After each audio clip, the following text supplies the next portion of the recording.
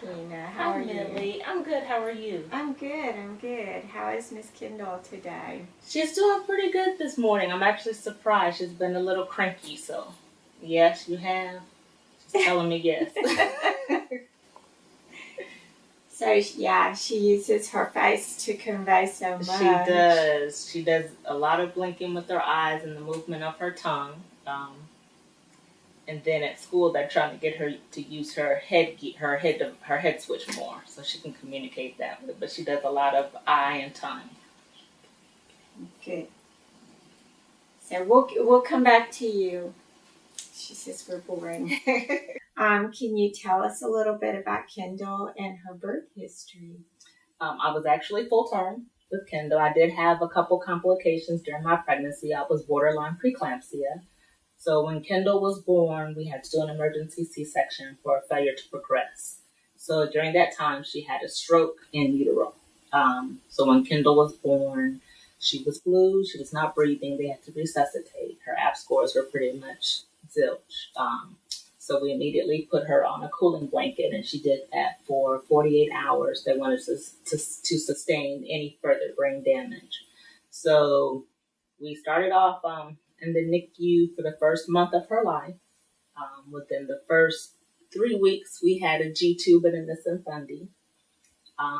It took her about a week before she actually opened her eyes, but we knew that there was brain damage, and we knew that a lot of the damage was to the brain stem. So from there, the majority of her diagnosis have been based off of that brain damage because it controls so much of everything. So we kind of started off on a rough start. Yeah, I would say sometimes men and women deal with things in a different way. Does Kendall's dad deal with his feelings in a different way than you do? I'll probably say that's an understatement. He definitely deals with them differently. He's a lot more quiet with his feelings with her, but he hides them, I think, more. So like when she's really sick, it's very hard for him to deal with. When she's, he feels like she's not being paid attention to or treated right, he voices it, but he's very sarcastic. Mm-hmm. So he voices it kind of more so sarcastically. But when she's sick and hurt, it's very difficult for him. So he deals with it very much so differently. But I'm learning, especially as she gets older, he talks to people more about Kendall, just different people, that he works with or that he interacts with, because he meets a lot of people that are somehow intertwined with either children with disabilities and special needs or adults with special needs. Most recently, one of the guys that he works with sometimes, they have a daughter that just graduated from another county, and they were having some issues, and he asked me if I could talk to them and help them get some resources for their child. Where he parks his truck when he goes to work. That family actually has been dealing with children with special needs for years, even to the point where the parents, their oldest son, very much so got ingrained to that community, and he actually works for FODAC. So whenever we need something, Barbara is one of our biggest advocates. So I'm learning that he voices it a lot more to other people, more so directly to us. So maybe it's easier for him to talk to other people about it. And get some feedback.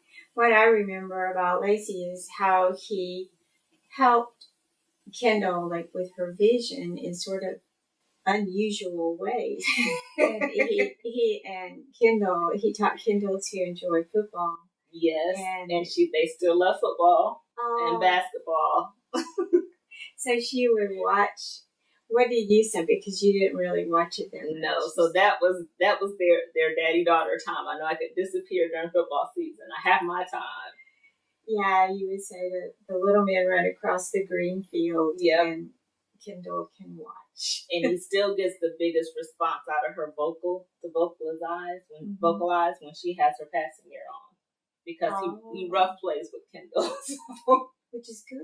It is, and she enjoys that, and that's who she vocalizes the most with. Okay, so we all have dreams for our children before and after they are born. Did your dreams for Kendall change after her birth? They did. I think initially it's so much to sink in, so much to digest.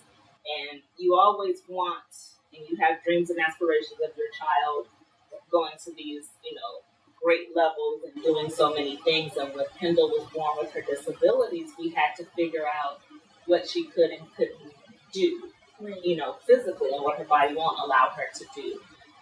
So initially, it's hard. Mm-hmm. It's a lot to swallow. As she's gotten older and you see the progression, we just want the best quality of life for Kendall, for what she can do. But we're learning that there is so much that she can do, even with her disabilities, with her deaf blindness, with her being in the wheelchair and things like that. So we want her to have the best quality of life for herself. How did your friends react to the news about Kendall? Everyone was very supportive. We do have a big support system, which is awesome. Some people adapt better than others.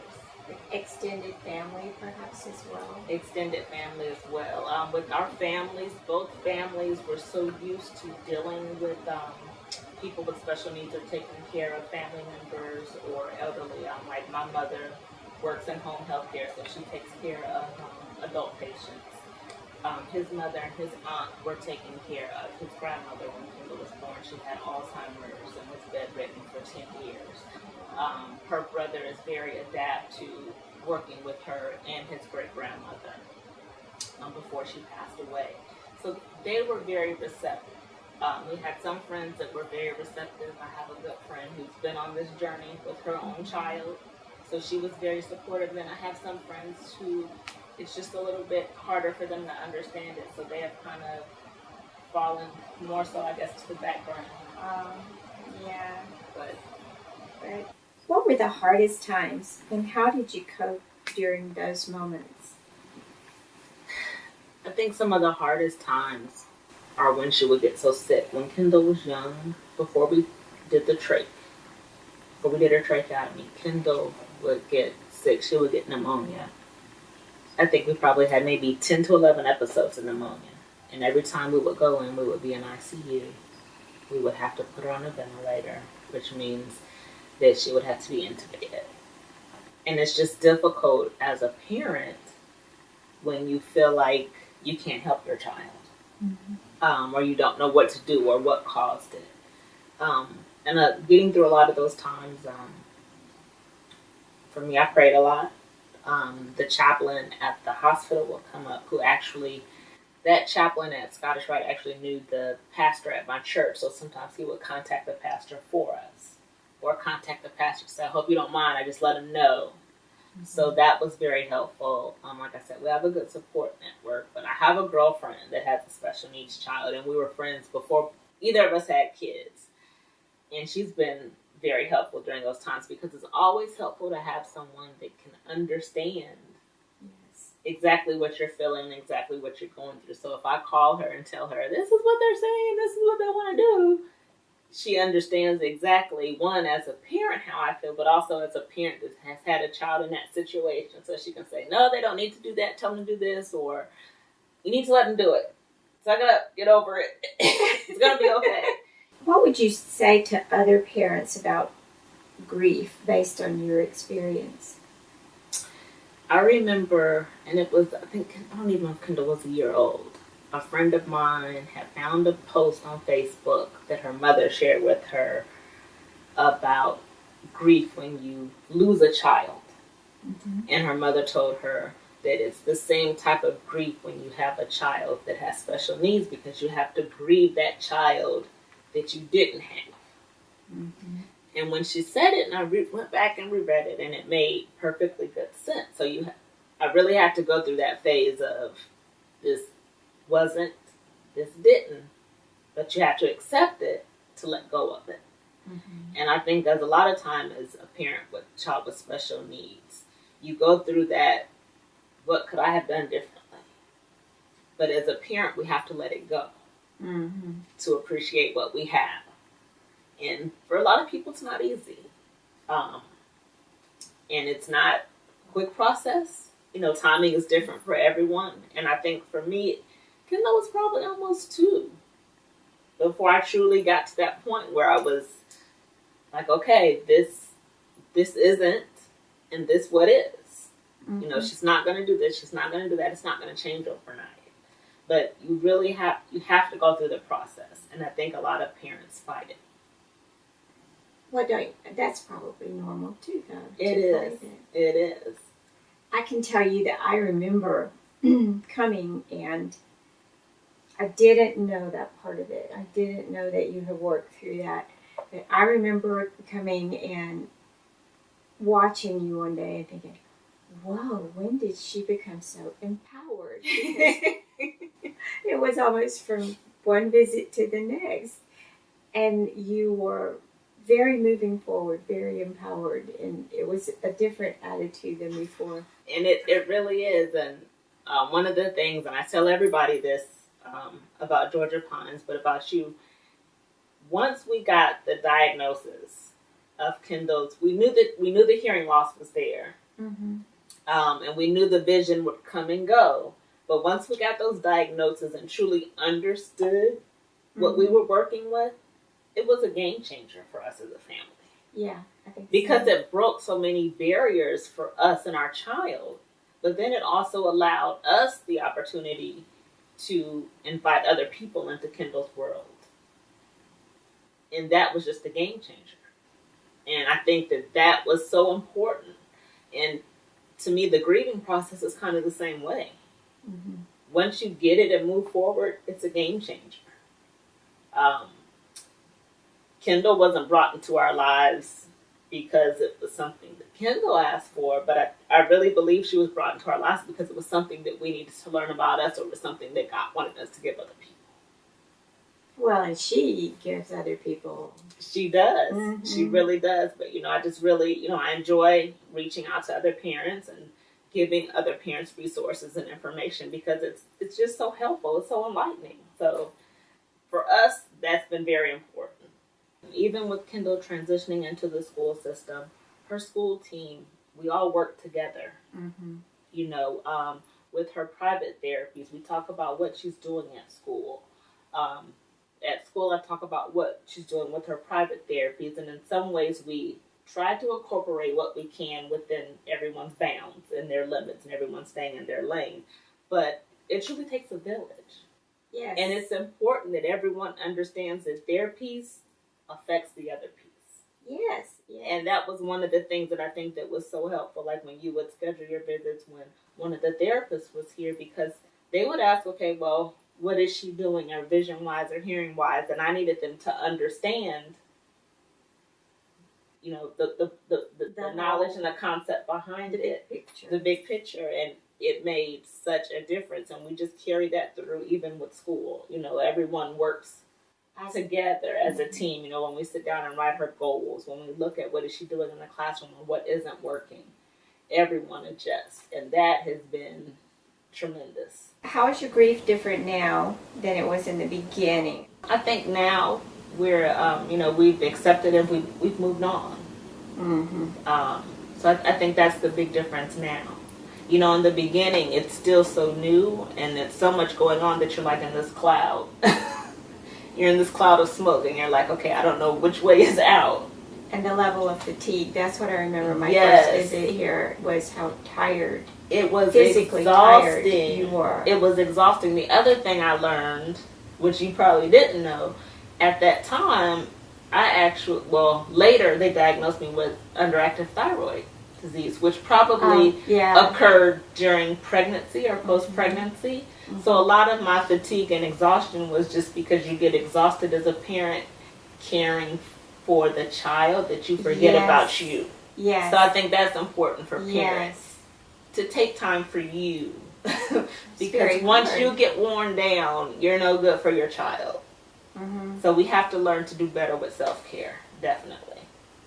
Easier said than done, right? Very much so. What tips would you give to new parent advisors as they start to work with families who are just beginning this journey? When families are just beginning this journey, we're still really unsure of what we need. Mm-hmm. We just don't know.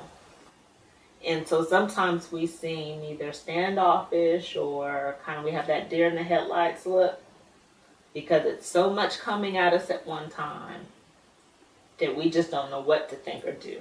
Mm-hmm. So I would definitely say pack your patience because it may take a couple of times that you have to say the same thing before we finally hear it or it clicks. Mm-hmm. I would definitely say, and I think you kind of experience this sometimes in our house. Sometimes our house is a revolving door. We have nurses, we have therapists, we have parent advisors, we have social workers. You know, there's so many people in and out that there are some days that we're just like barely physically there. Mm-hmm. But it doesn't mean that we don't welcome you and what you have to offer. But I would definitely say pack your patience. To know it's a journey. It's a journey for the family and for the parent advisor too, because you have to build that bridge and that relationship.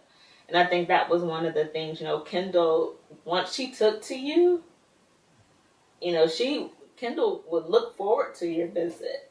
And if it was a week or a time when you weren't coming, she would kind of be like, well, what do you mean? This is my normal time. Okay, what are a couple of tips, and you already told one, for new parents of children who face particular challenges, and you said make time for yourself, recoup. Yes. Anything else? Write it down. Write it down. There are so many things that you will hear, that you will think of. Keep a little notebook. You know, it doesn't have to be real expensive. It doesn't have to be elaborate. So, you know, I was good about putting stuff in my phone after a while. Mm-hmm. Because at that moment I may think about it, or I may have this question or say, oh, she did this is kind of different. Mm-hmm. But by the time you have that appointment or you have that session, you may forget. So write it down. There were times like when you and I, when we first got her hearing diagnosis, we didn't know if we were going to do cochlear implants. We didn't know if we were going to do hearing aids. So we were getting a lot of information. And by the time I went to the audiologist, I was able to kind of come back and go through my material and look at what questions I had for her and why this would work versus why it would not. Mm-hmm. So I would definitely say write it down. I would definitely say take time for yourself. And sometimes you have to take that time out from your child. And we kind of learned that the hard way, but I used to put Kendall's monitor on her and put her in her room, in her bedroom, in her bed for like 20 minutes by herself. And I would just sit. I might watch TV. I might take a 20-minute nap. I might just have a glass of wine. Yeah. But sometimes I just had to step away to be able to come back. How has Kendall surprised you? What are some achievements of hers?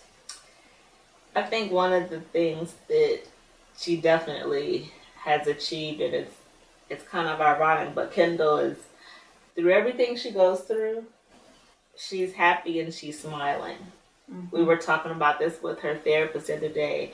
You know, they said it's hard to believe that she just had surgery such a short time ago, and it was such an extensive surgery, because she doesn't act like she just had surgery. She still laughs, she still smiles, she's still happy.